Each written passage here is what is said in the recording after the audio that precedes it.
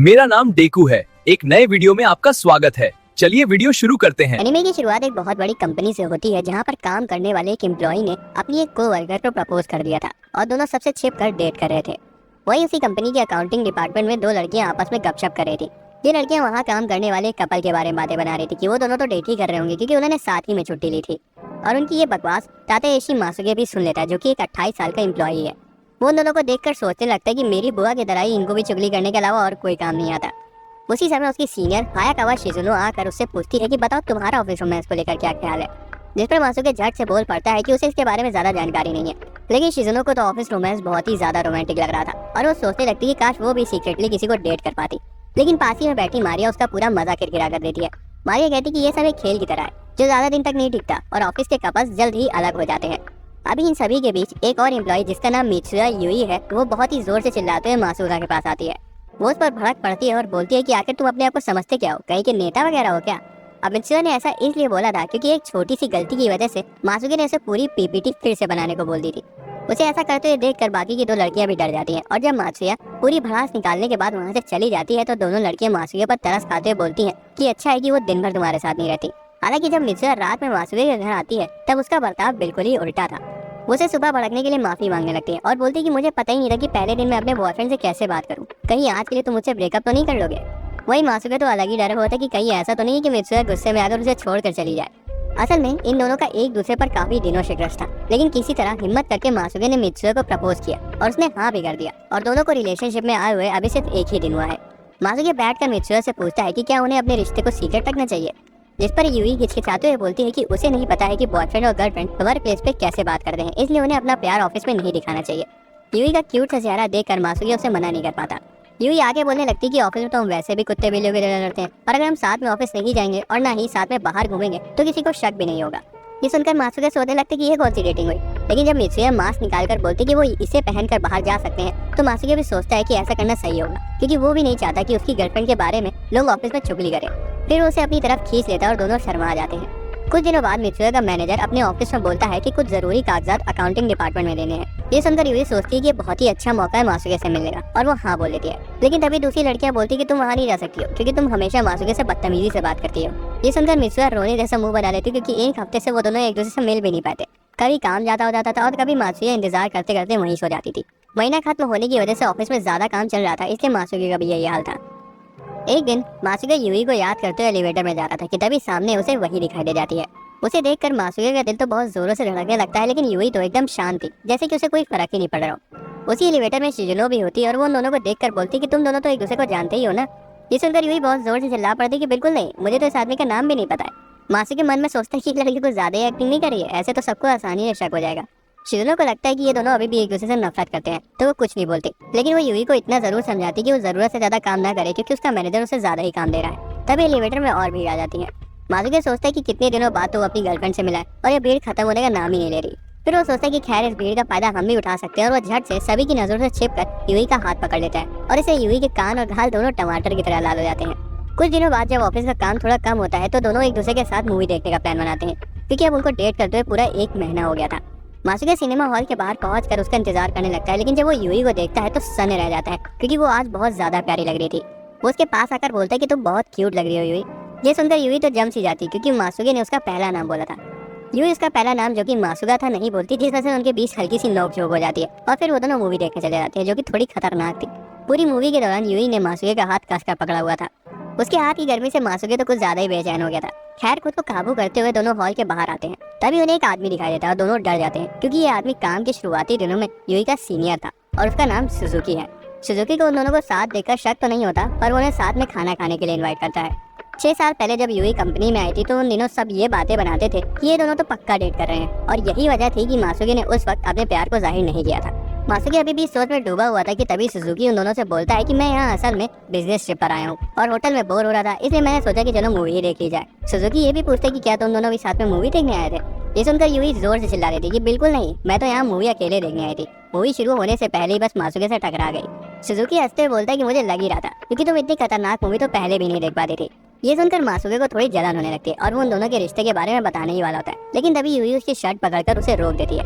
खैर खाना खाने के बाद वो उन दोनों की ओवर एक्टिंग को देखकर समझ ही चुका था कि उनके बीच क्या चल रहा है। घर वापस आते वक्त यूई मासुके को आज के लिए थैंक्स बोलती है और इसके जवाब में जब मासुके उसे किस करने की कोशिश करता है तो यूई उसे रोक देती है, ये कहकर कि यहाँ बहुत सारे लोग हैं। उस रात वो दोनों मासुके के घर जाते हैं और अपनी पहली रात बिताते हैं। अगली सुबह जब यूई की आंखें खुलती है तो वो पूरी शर्म से लाल हो गई थी।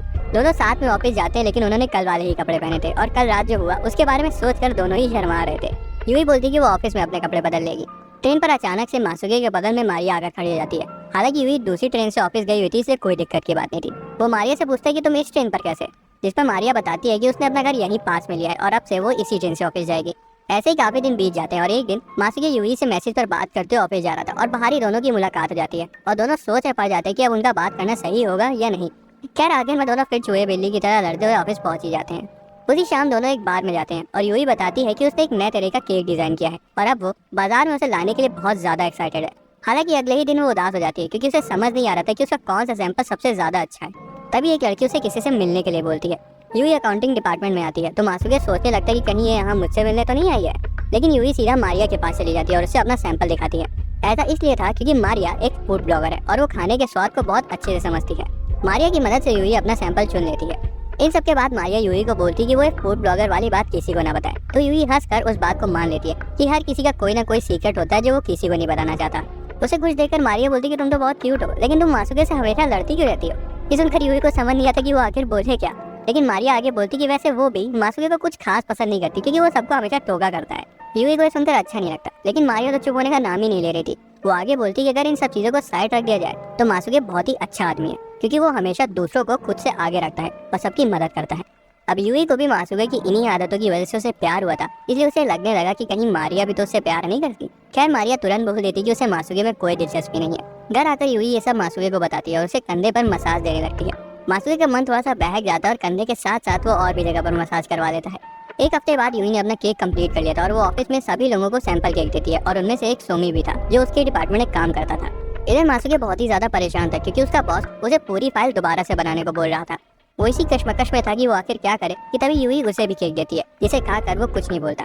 यूई चिल्लाते हुए बोलती कि मुझे सच सच बताओ ये केक अच्छा भी है या नहीं। मासुके उसे एकदम सीधा रिव्यू दे देता है। यूई उसे थैंक यू बोलती है क्योंकि उसे मासुके की सच्चाई अच्छी लगती है। बाकी खड़े लोग ये सीन देखकर समझ नहीं पा रहे थे कि आखिर ये कुत्ते बिल्लियों की तरह लड़ने वाले एक दूसरे से इतना प्यार से कैसे बात कर रहे हैं। यूई को इतनी मेहनत करते हुए देखकर मासुके भी सोचता है कि उसे भी मेहनत करनी चाहिए। उस रात शिजुनो सभी को ऑफिस पार्टी में चलने के लिए बोलती है और मासुके भी तैयार हो जाता है क्योंकि उसे लगा था कि यूई अपने काम की वजह से पार्टी में नहीं जाएगी। लेकिन यूई तो पहले से ही वहाँ मौजूद थी और तो और वो नशे में पूरी टुल थी। वो एक दूसरे को पूरी तरह से अनदेखा करने की कोशिश करते हैं और इसी चक्कर में यूई कुछ ज्यादा ही पी लेती है। सोमी भी इस पार्टी में आया हुआ था, लेकिन वो ना तो किसी से बात कर रहा था और दूसरों की तरह दारू पीने की जगह बस ऑरेंज जूस पी रहा था। तभी सोमी के पास किसी का कॉल आता है और वो बात करने के लिए बाहर चला जाता है। उसके बाहर जाते ही बाकी लड़कियां फिर से गॉसिप करने लगती है कि सोमी और यूई हमेशा साथ रहते हैं और यूई हमेशा सोमी की मदद करती है क्योंकि वो किसी से ज्यादा बात नहीं करता। ये सुनकर मासुके को थोड़ी जलन होने लगती है और वो सोचने लगता है कि आखिर यूई सोमी को इतना भाव क्यों देती है, जबकि उसका बॉयफ्रेंड तो मैं हूँ और मुझसे तो ये लड़की ऑफिस में ढंग से बात तक नहीं करती। इसी बीच ज्यादा पीने की वजह से यूई की हालत खराब हो जाती है और वो बाथरूम चली जाती है। मासुके भी उसकी मदद करने के लिए उसके पीछे चला जाता है और वहाँ उसे ऐसी हालत में देखकर बोलता है कि तुम्हें जाकर थोड़ा आराम कर लेना चाहिए, जिस पर यूई बोलती कि वो किसी को परेशान नहीं करना चाहती। मासुके को लगता है कि जरूर मेरी ही वजह से उसकी हालत ऐसी हुई है, तो उसकी पीठ चलाते हुए बोलता है कि जब तक तुम ठीक नहीं हो जाती तब तक मैं यहीं रहूंगा। ये सुनकर यूई उसका हाथ पकड़कर अपने गले पर रख लेती है और बोलती है कि तुम्हारा हाथ बहुत ही ज्यादा गर्म है और मुझे एक गर्मी चाहिए। मासुके भी उसके करीब आने लगता है कि तभी बाथरूम का दरवाजा खुलता है और सोमी अंदर आ जाता है। सोमी ने उन दोनों की सारी बातें सुन ली थी, इसलिए वो मासुके से पूछता है कि क्या तुम दोनों सच में डेट कर रहे हो। कोई चारा ना होने के कारण मासुके सोमी को बता देता है कि यूई उसकी गर्लफ्रेंड है। अगले दिन यूई बहुत ही ज्यादा डरी हुई थी और वो मासुके से बोलने लगती है कि अगर इस बात को आग की तरफ फैलने से रोकना है तो हमें सोमी की फील्डिंग सेट करनी पड़ेगी। ये सुनकर मासुके तो डर ही जाता है और बोलता है कि अरे ऐसा करने की कोई जरूरत नहीं है, हम सोमी पर विश्वास कर सकते हैं। फिर उसके बालों को प्यार से छूते हुए बोलता है कि तुम चिंता मत करो, सब ठीक होगा। ऑफिस में आकर शिजुनो मासुके को एक बहुत ही अच्छी खबर देती कि आखिरकार बॉस ने उसके काम को मंजूरी दे दी है। मासुके बहुत ही खुश होता है और वो सीधा सोमी के पास जाता है और उससे बोलता है कि प्लीज तुम हमारे बारे में किसी को बताना मत। ये सुनकर सोमी बोलता है कि तुम लोगों ने चोरी थोड़ी ना की है जो इतना डर रहे हो, ये तो ऑफिस में या फिर बाहर सब करते हैं।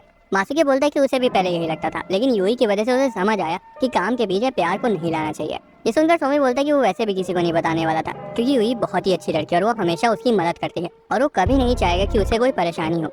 मासुके खुश हो जाता है, लेकिन तभी सोमी बोल पड़ता है कि शादी के बाद तो सबको पता ही चल जाएगा, जिसे सुनकर मासुके शॉक हो जाता है क्योंकि उसने शादी के बारे में कभी सोचा ही नहीं था। वो सोमी को इसके बारे में कुछ नहीं बोलता और बात बदल कर घर वापस चला जाता है। अगले दिन ऑफिस में यूई और उसके साथी मीटिंग में थे और सभी वही पुराने तरीकों के बारे में बात कर रहे थे। लेकिन यूई सुझाव देती है कि उन्हें नए जमाने के साथ बदलते हुए नए तरीके अपनाने चाहिए।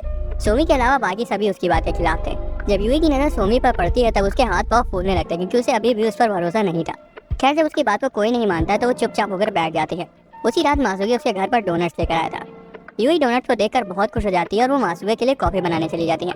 मासूगे देखते हैं कि उसके पूरे घर में सिर्फ बनी ही दिखाई दे रहे हैं और यहाँ तक कि यूई के फोन का कवर और उसका वॉलपेपर भी एक खरगोश का ही था। उसे देखकर मासूगे अपने कमरे के बारे में सोचने लगता है जो कि बहुत ही सादा था। तभी यूई कॉफी लेकर आती है और वो उसे बोलती है कि उसे डोनट्स बहुत पसंद है और वो ये सोचने लगती है कि कौन सा फ्लेवर पहले खाए। वो मेपल क्रीम वाला डोनट उठाकर उसे खाते हुए बोलती है कि ये बहुत ही ज्यादा स्वादिष्ट है, मैं इसे बहुत दिनों से खाना चाहती थी क्योंकि ऑफिस में सभी ये लेकर आते थे। वो मासूगे से पूछती कि उसे कौन सा डोनट अच्छा लगता है, जिस पर मासूगे बोलता है कि उसे मीठा ज्यादा पसंद नहीं है और वो डोनट भी सिर्फ यूई के लिए लाया था। उसे यूई को नजदीक से जानना था कि उसे क्या चीज नहीं पसंद है और कौन सी चीज देखकर यूई बहुत ही ज्यादा खुश हो जाती है। फिर वो भी एक डोनट उठाकर यूई के बारे में सोचते हुए उसे खाता है और बोलता है कि मुझे भी अब मीठा पसंद आने लगा है। तभी वो देखता है कि यूई उसी की तरफ देख रही है और वो उसे डोनट देते हुए पूछता है कि क्या तुम ये चॉकलेट फ्लेवर टेस्ट करोगी। यूई आगे बढ़ जाती है और मासूगे की गोद में बैठकर उसे किस करती है। मासूगे तो पूरा लाल हो जाता है क्योंकि आज पहली बार यूई ने उसे आगे से आकर किस किया है। इसके बाद यूई बोलती है कि इसका टेस्ट बहुत ही ज्यादा मीठा था और वो कॉफी बनाने के बहाने किचन में चली जाती है। इधर मासूगे को तो बहुत गर्मी लगने लगी थी और वो हंसते सोचता है कि ऐसा करते हुए यूई बहुत ही प्यारी लगती है। यूई कॉफी लेकर आती है और डोनट्स को खत्म करने के बाद वो थोड़ी सी परेशान थी क्योंकि उसे अब भी समझ नहीं आ रहा था कि वो ऑफिस में सोमी के साथ कैसे बात करे। मासूगे सोमी के साथ की अपनी बातचीत को याद करते हुए यूई का सिर हिलाता है और बोलता है कि तुम्हें चिंता करने की जरूरत नहीं है क्योंकि सोमी बहुत ही अच्छा आदमी है। ये सुनकर यूई थोड़ा सा शांत होती है, लेकिन अगले दिन फिर से मीटिंग के दौरान वो बार बार यही सोच रही थी कि सोमी से बात कैसे की जाए। तभी एक लड़की आइडिया देती है कि उन्हें अलग अलग तरह के डोनट्स भी बनाने चाहिए। यूई तुरंत बोल पड़ती है कि यहाँ पास के कैफे के डोनट्स बहुत ही स्वादिष्ट है जो मेरे दोस्त ने ला कर दिए थे। वो थोड़ा सा घबरा जाती है कि दोस्त से कहीं सब लोग ये ना समझ ले कि वो अपने बॉयफ्रेंड के बारे में बात कर रही है। हालांकि कोई इसे सुन भी नहीं रहा था, लेकिन सोमी ये देखकर समझ जाता है कि यूई उसकी ही वजह से इतना ज्यादा डर रही है। कुछ समय बाद बाकी के दो लोग किसी काम से बाहर जाते हैं तो यूई सोचती है कि यही सोमी से बात करने का सही मौका है। वो चाहती थी कि पहले सोमी कुछ बोले, लेकिन सोमी तो कुछ बोल ही नहीं रहा था और यूई को इस हालत में देखकर आखिर में सोमी सिर्फ इतना बोलता है कि क्या मैं इतना बुरा हूँ कि तुम मुझ पर भरोसा भी नहीं कर सकती हो। यूई को लगता है कि वो कुछ ज्यादा ही सोच रही है और सोमी सच में काफी अच्छा आदमी है। सोमी उसके चेहरे को देखकर बोलता है कि मासूगे सही कहता है, तुम इतनी ज्यादा डरती हो कि मेरे से तो नहीं पर तुम्हारे हाव भाव देखकर तो लोगों को जरूर शक हो जाएगा। अगले दिन मासूगे शिजुनो और मारिया के साथ मीटिंग में था और शिजुनो उसे वेयर हाउस से कुछ फाइल्स लाने को बोलती है। मासूगे जब फाइल्स लेकर वापस आ रहा था तो देखता है कि बगल वाले कमरे से कुछ आवाज आ रही है। मासूगे अंदर जाता है तो यूई को देखता है जो कि कुछ ढूंढ रही थी। यूई से देखकर बहुत ज्यादा खुश होती है और मासूगे उसकी मदद करने लगता है। वो मना करती है लेकिन मन ही मन बहुत ही ज्यादा खुश भी थी। सब कुछ ठीक करने के बाद यूई को सबसे ऊपर वाली शेल्फ पर कुछ रखना था और वो एक लैडर पर चढ़ जाती है। मासूगे उसे बोलता है कि ये काम वो कर देगा, लेकिन फिर भी यूई कहाँ सुनने वाली थी। मासूगे नीचे से लैडर को पकड़ रखा था ताकि वो गिरे ना और वो बिल्कुल ऐसे खड़ा था कि यूई की स्कर्ट के अंदर का सब साफ साफ देख पा रहा था। मासूगे बोलता है कि अच्छा हो कि मैं यहाँ खड़ा हूँ क्योंकि तुम्हारे स्कर्ट के नीचे से सब कुछ दिख रहा है। यूई शर्मा जाती है और उसका बैलेंस बिगड़ जाता है और वो नीचे गिरने वाली होती है। हालांकि मासूगे उसे पकड़ लेता है। दोनों बहुत ही ज्यादा करीब थे और किस करने वाले होते हैं कि तभी यूई की कोवर्कर्स उसे ढूंढते हुए स्टोर रूम में आ जाती हैं। वो चिल्लाती हैं कि मीटिंग जल्दी खत्म हो गई इसलिए वो यहाँ उसकी मदद करने आई हैं, लेकिन उनको तो वहाँ कोई नहीं दिखता। असल में उनकी आवाज़ सुनते ही मासूगे और यूई शेल्फ के पीछे जाकर छिप गए थे। वो दोनों बहुत ही ज्यादा अनकंफर्टेबल पोजीशन में बैठे हुए थे। जहाँ मासूगे ने अपना पैर मोड़ कर रखा था तो यूई उसकी गोदी में बैठी हुई थी। यूई जो शर्म से बिल्कुल लाल हो चुकी थी और उसके दिमाग में बस यही चल रहा था कि कहीं कोई इन्हें देख न ले, जबकि मासूगे के मन में तो कुछ और ही दिक्कत चल रही थी कि अगर यूई थोड़ा सा भी आगे पीछे हुई तो उसके शरीर का एक हिस्सा उसे छू जाएगा और अगर वो थोड़ा सा पीछे हुआ तो वहाँ रखा बोर्ड नीचे गिर जाएगा। ऊपर से कोई उन्हें अगर ऐसे देखेगा तो उन्हें यही लगेगा कि वो कुछ और ही कर रहे थे। आखिर में वो दोनों लड़के स्टोर रूम साफ करके वहाँ से चली जाती हैं और दोनों की जान में जान आती है। दोनों डरते हुए हंसने लगते हैं और एक दूसरे से वादा करते हैं कि वो बाहर ऐसा फिर कुछ भी नहीं करेंगे, खासकर ऑफिस में तो बिल्कुल भी नहीं। अगले दिन काम के बाद शिजुनो सभी को बेसबॉल मैच की टिकट देती है, जिसे देखकर मासूगे तो बहुत ही ज्यादा खुश हो जाता है क्योंकि उसे बेसबॉल बहुत पसंद था। लेकिन जब वो स्टेडियम में बैठा था तो उसे यकीन नहीं होता कि यूई उसके बगल में ही बैठी है। ऐसा ही इसलिए था क्योंकि शिजुनो ने अपने साथ सोमी के डिपार्टमेंट के लोगों को भी यहाँ बुलाया था। मासूगे को काफी अच्छा लग रहा था कि वो पहली बार अपनी गर्लफ्रेंड के साथ बेसबॉल देखने आए हैं। वहीं यूई को तो बेसबॉल का ABCD भी नहीं पता था, लेकिन मासूगे को खुश देखकर उसे भी बहुत अच्छा लग रहा था। वो दोनों हर अच्छे शॉट के बीच एक दूसरे को हाई फाई भी दे रहे थे। हाफ टाइम में वो कुछ खरीदने जाते हैं और इसी बीच कोई यूई को धक्का दे देता है तो मासूगे उसका हाथ पकड़ लेता है ताकि फिर से वैसा कुछ ना हो। अपने बॉयफ्रेंड को ऐसे करते देखकर यूई का दिल धक धक करने लगता है। जैसे ही वो दोनों वापस अपनी सीट पर आते हैं एक बहुत ही अच्छा शॉट लगता है और मासूगे को इतनी खुशी होती है कि वो यूई को गले लगा देता है। लेकिन फिर वो तुरंत घबरा कर आस पास देखता है कि कोई इन पर ध्यान तो नहीं दे रहा है, पर सब तो खुद अपने में ही मजे कर रहे थे। शिजुनो टट्टुल होकर बहुत ही ज्यादा चिल्ला रही थी, जबकि उसके बगल में बैठा सोमी को ये समझ नहीं आ रहा था कि वो इनके साथ कहाँ फंस गया। इधर हमारे कपल सीट पर आके बैठते हैं और यूही मासूके को कान में कुछ बोलती है, लेकिन वो सुन नहीं पाता क्योंकि बाहर बहुत शोर हो रहा था।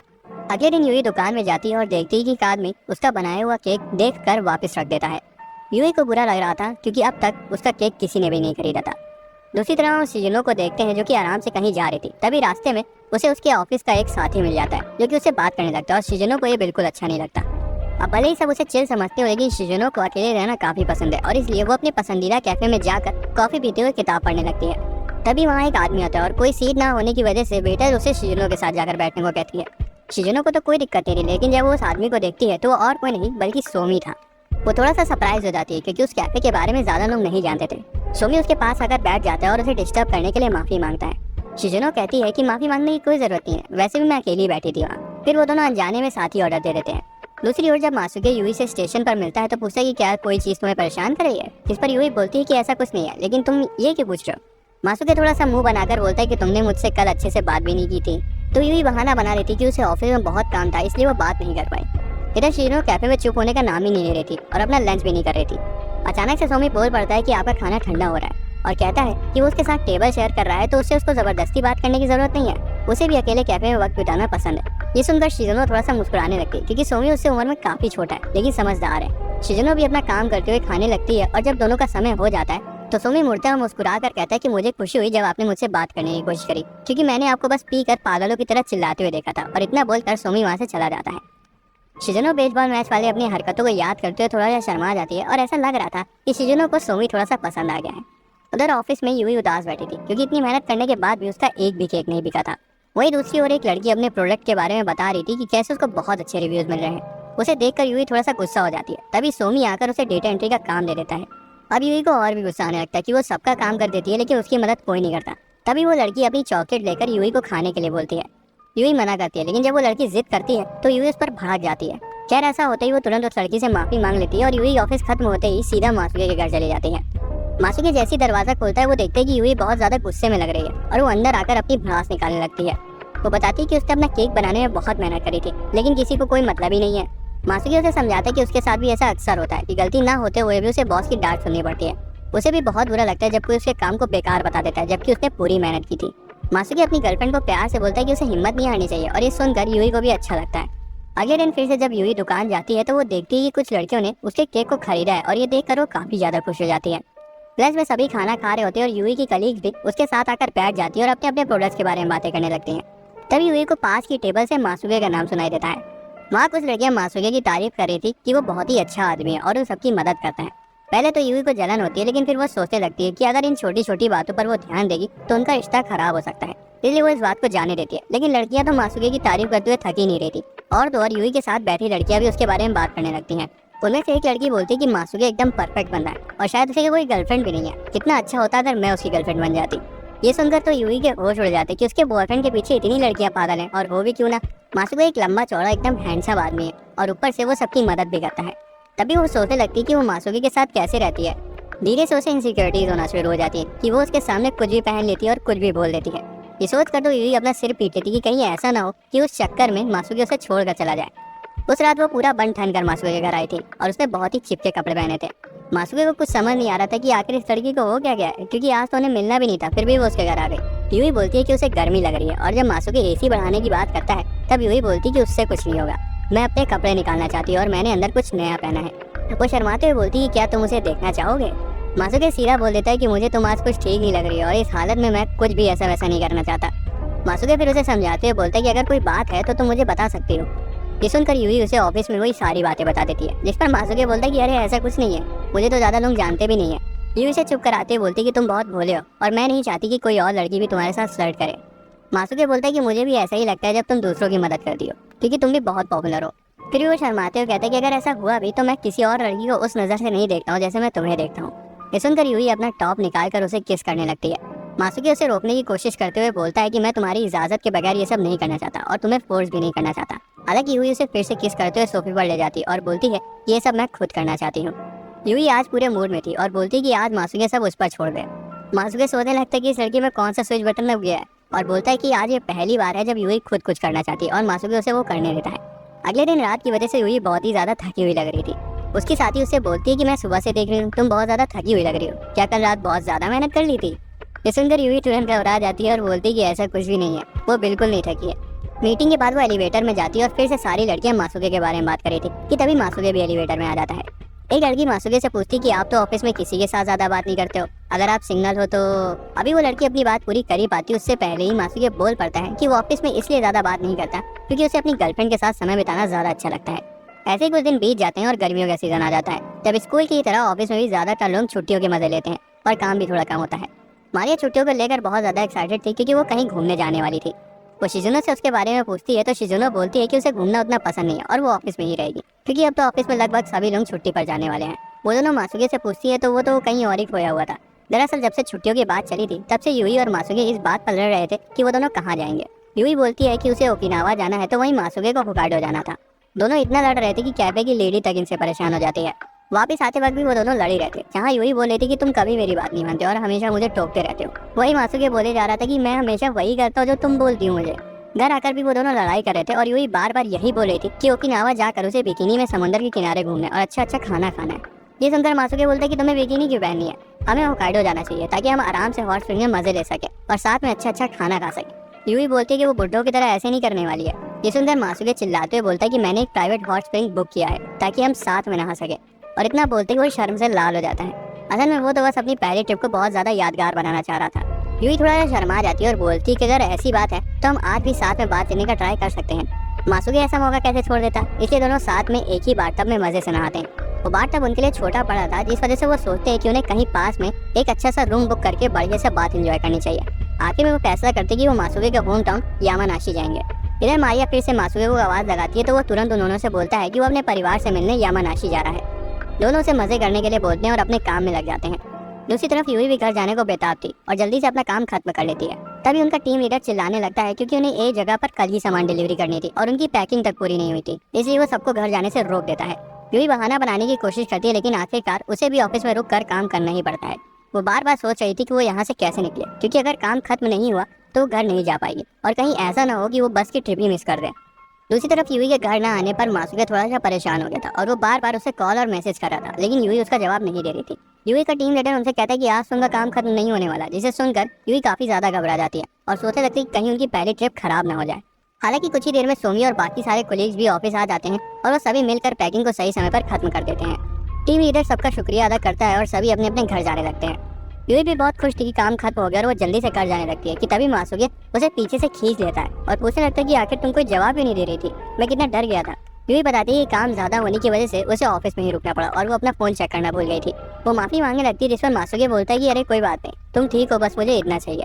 छुट्टियां शुरू हो चुकी थी और अब शिजुनो और सोमी बहुत ही अच्छे दोस्त बन गए थे और वो दोनों अपना काफी समय उसी कैफे में बिताते थे। यूई और मासूके भी साथ में अपनी ट्रिप पर आ चुके थे और दोनों ही मजे से वाटर जेली केक खा रहे थे। अपनी क्यूट सी गर्लफ्रेंड को ऐसे वाटर जेली केक खाते हुए देखकर मासूके को बहुत ज्यादा अच्छा लग रहा था। मासूके के मुंह पर कुछ लग गया था और यूई इसे साफ करती है तो मासूके को उस पर और भी ज्यादा प्यार आ जाता है। तभी वहाँ खड़ी एक छोटी सी लड़की बोलती है कि तुम बच्चे की तरह बिहेव क्यों कर रहे हो। यूई मासूके का हाथ कसकर पकड़ लेती है और बोलती है कि मैं इसकी टीचर नहीं हूँ बल्कि इसकी गर्लफ्रेंड हूँ। ये सुनकर मासूके की खुशी तो सातवें आसमान पर पहुंच जाती है। तभी वहाँ पर कुछ रिपोर्टर्स आ जाते हैं और कपल्स की तरह उन दोनों से सवाल पूछने की कोशिश करते हैं। मासूके को तो कोई दिक्कत नहीं थी, लेकिन कैमरा देखकर यूई वहाँ से अपना मुंह छिपाकर भाग जाती है। बाद में रास्ते में उन्हें सूरजमुखी के खेत दिखाई देते तो वो अपनी कार रोककर वहाँ फूलों के बीच चले जाते हैं। यूई को इतना खुश देखकर मासूके तो उसे देखता ही रह जाता है और उसे लगता है कि कहीं वो शाहरुख खान की किसी मूवी में तो नहीं आ गया, और वो तुरंत यूई के पास जाकर उसे किस कर लेता है। वहाँ से वो होटल वापस आ जाते हैं और नहाने के बाद दोनों साथ में बैठकर बातें करने लगते हैं। मासूके अपनी पुरानी बातें याद करते हुए बोलता है कि तुम्हें याद है कैसे हमने ऑफिस में ट्रिप में साथ में कितनी ज्यादा पी ली थी। उसकी बातें सुनकर यूई भी हंसने लगती है और बोलती है कि मुझे बहुत ज्यादा खुशी है कि मैं इस ट्रिप पर अकेले नहीं आई, और ऐसा बोलते हुए वो मासूके को किस करती है। अगले दिन जब यूई की नींद खुलती है तो वो मासूके के साथ उसके बिस्तर में थी और ऐसा लग रहा था कि वो दोनों अभी भी नशे में थे। यूई बोलती कि कल की रात बहुत ज्यादा अच्छी थी। यूई उसे ऐसे देख रही थी कि वो उसे खा ही जाएगी, लेकिन तभी बाहर से आवाज आती है कि उनका नाश्ता आ गया है और दोनों एक दूसरे से इतनी दूर बैठ जाते जैसे एक दूसरे को जानते ही ना हो। वो तैयार होकर बहुत सारी जगह घूमते हैं और साथ ही यूई अपनी कलीग्स के लिए तोहफे भी खरीदती है। तभी दोनों एक दुकान पर जाते हैं जहाँ कुछ लोग अपने खेत के अंगूर बेच रहे थे। मासूके थोड़ा सा घबरा जाता है क्योंकि उसके मम्मी पापा भी अंगूर की खेती करते हैं और वो सोचने लगते हैं कि कहीं ऐसा ना हो कि वो भी पास में ही हो, लेकिन फिर वो खुद ही बोलता है कि ये बस मेरा वहम है। इसके बाद दोनों एक जगह बैठ जाते हैं और यूई पूछती है कि तुम अपने मम्मी पापा से मिलने कब जाओगे। मासूके बोलता है कि उसके मम्मी पापा इस समय बहुत ज्यादा बिजी हैं क्योंकि गर्मियों में अंगूर ज्यादा बिकते हैं, इसलिए उनका पूरा समय उसी में चला जाता है। यूई बोलती है कि उसे यहाँ बहुत अच्छा लगा और अगली बार जब वो यहाँ आएंगे तो उसके मम्मी पापा से मिल कर जाएंगे। अब क्योंकि आज उनका ट्रिप पर आखिरी दिन होने वाला था, इसलिए दोनों एक साथ बाथटब में मजे करते हैं। दोनों अपने फ्यूचर के बारे में बात कर रहे थे और दोनों ही अपना अपना गोल बनाते हैं कि साल के आखिर तक वो खुद को बेहतर बनाएंगे और जो ऐसा नहीं कर पाएगा वो 1 साल का कमरे का पूरा किराया देगा। छुट्टियां खत्म हो जाती है और सभी ऑफिस वापस आ जाते हैं। मारिया कुछ मिठाइयाँ लेकर आई थी और वो शिजुनो को देती है। शिजुनो मारिया से उसके ट्रिप्स की फोटोज मांगती है तो मारिया घबरा कर बोलती है कि वो उसकी पर्सनल फोटोज है, इसलिए वो उन्हें नहीं दिखा सकती। वो दोनों मासुके से पूछती है कि उसके परिवार में सब कैसे हैं, तो मासुके बोलता है कि सब ठीक है और वो अपना काम करने में लग जाता है। मारिया यूई के पास भी मिठाई देने जाती है और ये देखकर मासुके घबरा जाता है कि कहीं खुशी खुशी में यूई अपना मुंह न खोल दे, और ऐसा ही होता भी है। जब मारिया वापस आती है तो शिजुनो और मासुके को बताती है कि यूई ने तो अपने ट्रिप पर यामानाशी में बहुत मजे किए। मासुके की जान में जान आती है कि यूई ने कोई गड़बड़ नहीं की। तभी मारिया मासुके से पूछती कि तुम भी तो यामानाशी में ही थे ना, तुम यूई से एक बार भी नहीं मिले। मासुके घबरा जाता है क्योंकि मारिया और शिजुनो उसे बहुत ध्यान से शक की नजरों से देख रही थी। खैर कुछ देर में सब नॉर्मल हो जाता है और वो लोग अपने अपने काम में लग जाते हैं। मेरा वीडियो देखने के लिए धन्यवाद। अगला वीडियो देखने के लिए सब्सक्राइब करना ना भूलें।